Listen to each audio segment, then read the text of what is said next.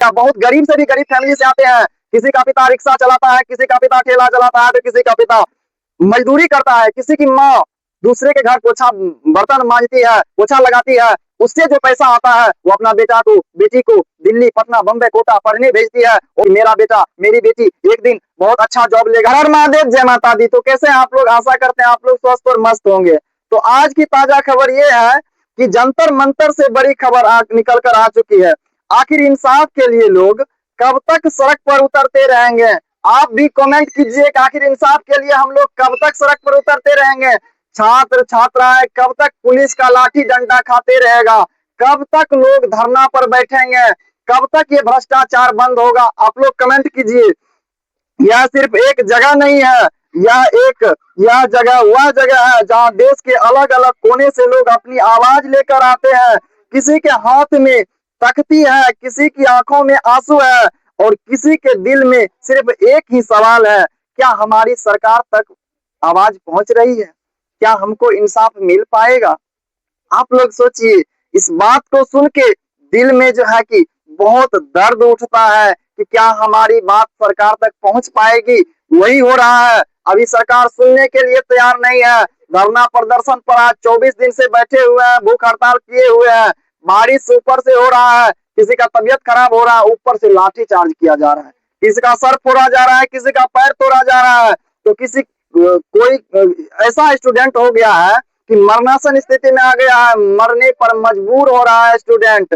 फिर भी सरकार उसकी बातों को अनसुना कर रही है, ना तो उससे मिलने आ रही है, ना उसको जो है कि देखने के लिए आ रही है, और ना ही ट्वीट करके ही कुछ संदेश देना चाह रहे हैं कि क्या उसका पुकार सुना जाएगा या नहीं सुना जाएगा।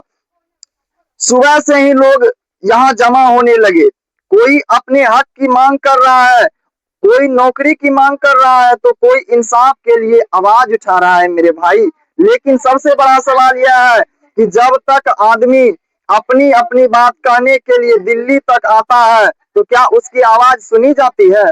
आप लोग बताइए, क्या सुनी जाती है। अगर सुनी जाती तो ये इतना सारा हंगामा होने का जरूरत ही नहीं होता, इतना भीड़ जमा ही नहीं होता, इतना का खून नहीं बहता, इतना विद्यार्थी छात्र छात्राएं मरणासन की स्थिति में नहीं आते। जंतर मंतर पर बैठे लोगों का कहना है कि उन्होंने अपनी मांगों को लेकर कई बार अधिकारियों और सरकार तक अपनी बात पहुंचाने की कोशिश की, लेकिन जब उन्हें कोई ठोस समाधान नहीं मिला तो उन्हें मजबूर होकर धरने पर बैठना पड़ा। अब आप लोग ही सोच सकते हैं कि हम लोग कितना रिक्वेस्ट करेंगे, रिक्वेस्ट से नहीं मान रहा है तो लास्ट में तो हमको धरना प्रदर्शन करना ही पड़ेगा ना, लास्ट में हमको भूख हड़ताल करना ही पड़ेगा। तो वही सब छात्र छात्राएं किए हैं। यहाँ मौजूद हर व्यक्ति एक अपनी एक कहानी है, लेकिन सबकी आवाज एक ही है, हमें हमारा हक चाहिए, हमें इंसाफ चाहिए। तो बहुत अच्छी बात है कि हर अपना हक के लिए लड़ना कोई गलत बात नहीं है, कोई बुरी बात नहीं है। हमको अपना हक चाहिए तो चाहिए। अब देखना यह है कि जंतर मंतर पर उठ रही यह आवाज सिर्फ भीड़ तक सीमित रहती है या फिर सरकार तक पहुंचती है, ये तो देखने की बात है। अभी तो महीने जो है कि लगने के लिए जा रहा है, 24 दिन हो चुका है, लेकिन सरकार के कानों तक एक जू तक नहीं रेंगा है कि बहुत सारा स्टूडेंट, इतना धांधली हो रहा है, इतना देश भर को खबर चल गया है, इतना देश में उथल पुथल हो गया है, लेकिन सरकार तक ये जो है कि आवाज अभी तक नहीं पहुंचा है। सरकार अपना कान में तेल दे के सो गए हैं, आंख बंद करके सो गए हैं। अब आप लोग बताइए कि इस तरह का सरकार का हमको जरूरी था। इसी इसी दिन को देखने के लिए हम लोग मोदी सरकार को जिताए थे, वोट दिए थे। अब आप लोग बताइए, क्या अपनी मांगों के लिए लोगों को सड़क पर उतरना जरूरी है। कमेंट में अपनी राय जरूर लिखिए और ये भी बताइए कि इस तरह का अगर होता रहेगा, इसी तरह का धांधली होता रहेगा तो क्या हम लोग जॉब पा पाएंगे। लोगों का, बहुत सारे स्टूडेंट मिडिल क्लास फैमिली से आते हैं, मिडिल क्लास क्या, बहुत गरीब से भी गरीब फैमिली से आते हैं। किसी का पिता रिक्शा चलाता है, किसी का पिता ठेला चलाता है, तो किसी का पिता मजदूरी करता है, किसी की माँ दूसरे के घर पोछा बर्तन मांजती है, पोछा लगाती है।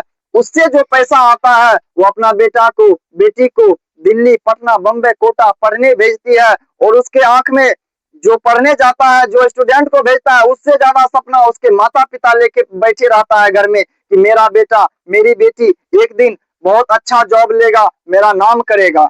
लेकिन इस तरह से अगर पेपर लीक होगा तो क्या स्थिति उस माँ बाप का होगा, क्या स्थिति उस स्टूडेंट का होगा? अब आप लोग बताइए, इस तरह से पेपर लीक होने से कभी हम लोग जॉब नहीं पा पाएंगे, कभी जो है कि इसमें सफल नहीं हो पाएंगे। तो आप लोग का क्या राय है, ये कमेंट में बताइए। और इस तरह का धांधली बंद होना चाहिए या नहीं, ये भी आप लोग कमेंट कीजिए। और इस वीडियो को जितना हो सके ज्यादा से ज्यादा शेयर कीजिए, ताकि ये वीडियो मोदी सरकार तक पहुंचे, और जो है कि जो भी छात्र छात्राएं का सवाल है, जो भी मांग है, उसको पूरी करने का वो जो है कि फैसला ले। तो चलिए, वीडियो को इसी वाणी के साथ मैं रोकता हूं। अगर वीडियो अच्छा लगा तो आप लोग वीडियो को लाइक कीजिए, चैनल को सब्सक्राइब कर लीजिए, और चलिए मिलते हैं नेक्स्ट वीडियो में। आगे देखते हैं क्या होता है, तब तक के लिए जय हिंद।